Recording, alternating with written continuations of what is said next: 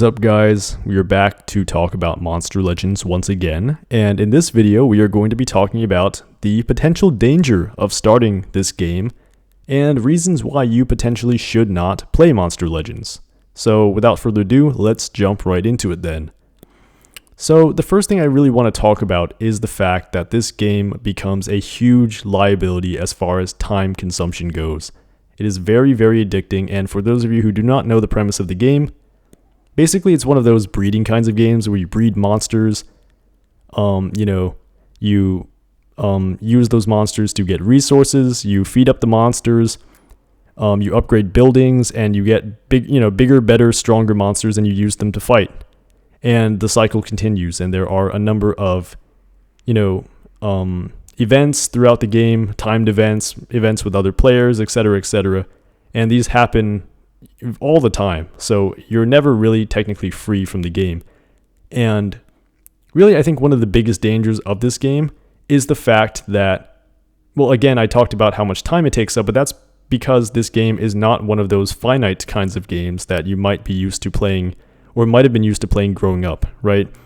Like for me, I grew up with Pokemon Diamond and Pearl on the Nintendo DS, and that was like a one-time purchase game where you buy the game and it has a storyline. There's a start and a finish, and technically there is no end. But, there are only a certain amount of things you can do in the game, like beat the 8 gyms in the game, beat the Elite Four, catch the legendaries, and basically once you're out of things to do, the game will naturally just kind of fade away into the background until you feel like, playing it again for nostalgia's sake or just to pass the time. This game, on the other hand, is constantly receiving new updates time and time again. Every few weeks there are new monsters coming out, new events, whatever monsters you might have been collecting might become obsolete. And obviously, in order to stay within the meta, you have to constantly keep, upgrading the monsters that you have. You have to keep participating in the events. You might have to start spending money, which is a point that we'll get into in the next point we were going to talk about as to why you may not want to play this game.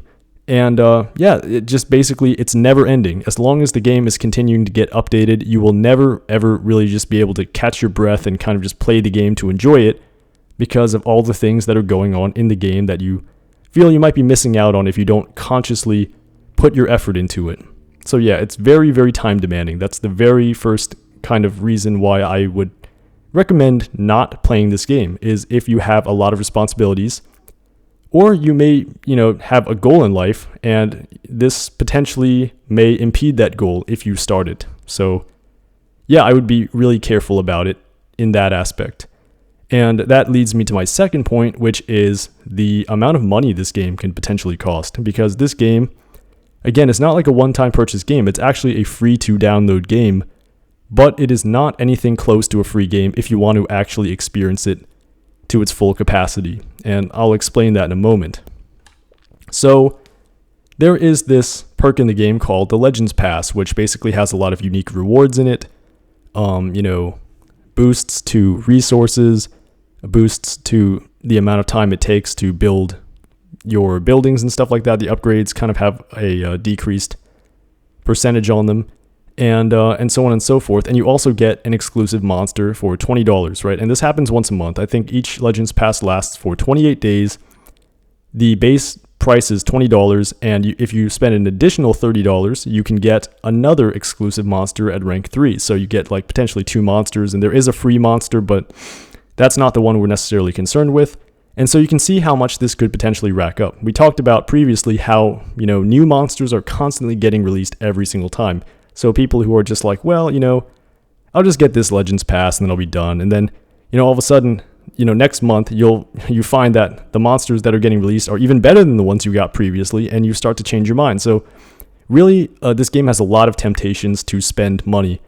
And chances are, if you play this game, you might end up actually dipping your toes into this stuff, because I know a lot of people who said, oh, well, I'm never going to spend any money. I'm going to be free to play for life. And then, Lord Nabotus, which is the Lord in the whole corrupted era, gets announced, and all of a sudden people are saying, well, he's so powerful, I might actually consider caving in and buying the Legends Pass this one time. So yeah, it's very tempting. So it's very likely, in all likelihood, you will end up starting to spend some money in this game, and it can become very, very detrimental to your bank account if you aren't really careful, because it's not just the Legends Pass, right? This is like the first thing we're going to talk about, but there are a lot of different things in the game, including the Legends Pass, that you can end up potentially blowing your bank account on. And this is just one of them. And the reason why this one is potentially detrimental is because it can keep racking up expenses over time, right? $50 a month, it doesn't sound like very much, but every year, if you continue to play this game, that's going to be $600. Even the base amount is going to be $240 a year, which is kind of like a subscription. And again, it's like if we compare this to other games, that's like several like full games for, other game consoles. And this is just a mobile app. So that's quite a bit of money to be investing. And there is a chance that you will actually end up doing this if you play the game for long enough, because the curiosity will start to kind of get to you, all of the things that they kind of flash in your face. You might end up actually wanting to try it out. So you will start to spend some money. And if you spend money, you might be incentivized to spend even more money after that, right? Because you've kind of broken your own boundaries down. And, once you've spent money once, you might ask yourself, hey, what's wrong with doing it again and again and again? And that's how they can potentially get you. So it can be, this game can be detrimental in terms of how much time you spend on it, and it can rack up quite a large bill if you allow it to, right? So that's probably another thing I would watch out for. And when we're talking about, expenses, we're not just talking about the Golden Legends passes I talked about. There are other things that they throw in your face to kind of entice you to spend more money, like for example, the bounty hunt, right? This is a new event, relatively new. I mean, it came out within the last few months, which has an exclusive monster that if you get the cells for it by, basically placing within the top few, like a certain amount of players, you get the rewards for that league that you're in. And if you get 100 cells, you can obviously craft the monster.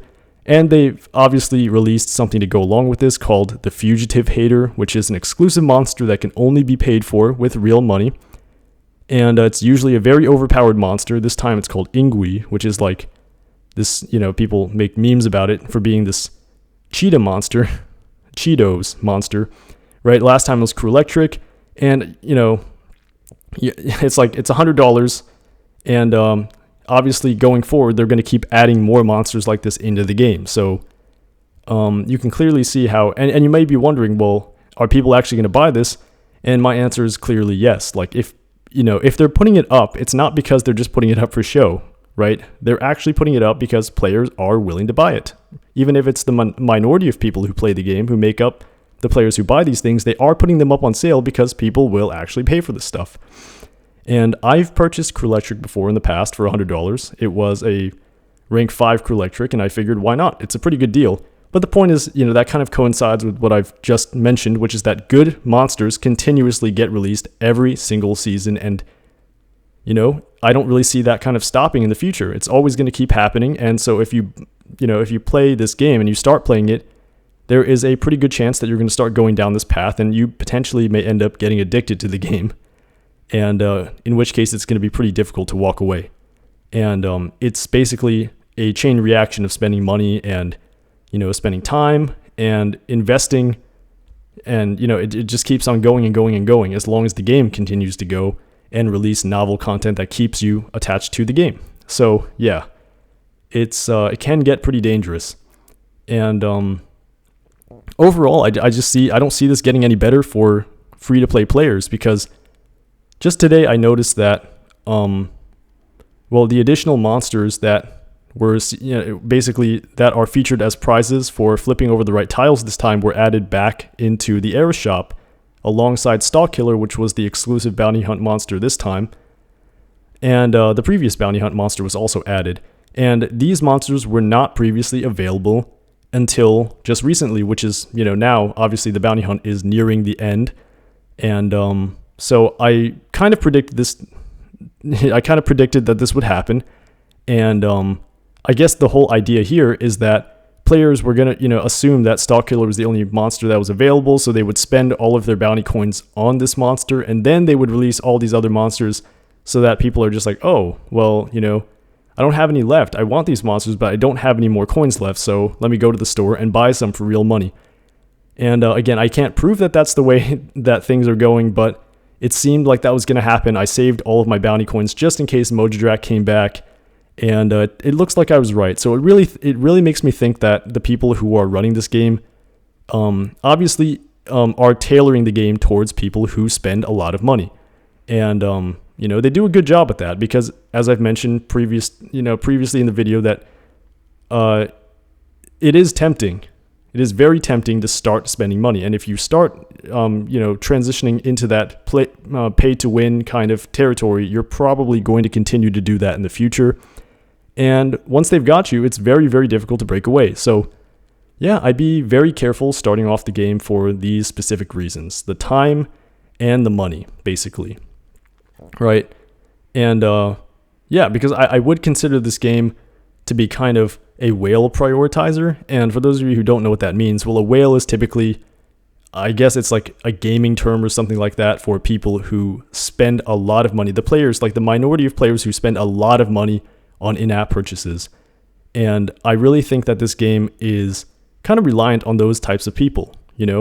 People always wonder, like, why is the game so unfair towards free-to-play players? And I think the honest answer is because, well, it's a game. I don't think games are typically created for everyone to play unless there's going to be some kind of profit potentially to be made from the game. So naturally, if everyone plays the game and is free to play and no one actually buys anything, aside from the ad revenue, how are they going to make money, right? So it just makes sense that they want to attract these players who are actually going to spend a lot of money on the game. And they do a very good job at that, again, because there are a lot of things that kind of just get flashed in your face. And in the beginning, when you first begin to play the game, you don't necessarily know what a good deal is and what isn't. And I've definitely lost a lot of money by, the whole like false sense of urgency kind of offers that popped up in my face. And obviously just not even knowing about the game in general. Like, I didn't know what monsters were good. I assumed that spending money on certain things was a good idea when it clearly wasn't. For example, like maze coins. I've done stuff like this before. And so in general, I would say this game can potentially become an addiction. And obviously, if you've gotten yourself that far deep into it, you might also start spending money, and it can become kind of something that you're reliant on in your daily life. So, even if you didn't plan on it. So I'm kind of a proponent of the aspect of, instead of, triggering yourself and then asking yourself how you're going to get out of the trap, I would potentially see this as a bullet that you might want to dodge and not even start in the first place. Because if you do, you could potentially get addicted, and, it's going to cost you a lot of time, opportunities, and money. So please be careful. That's basically the underlying message of this entire video.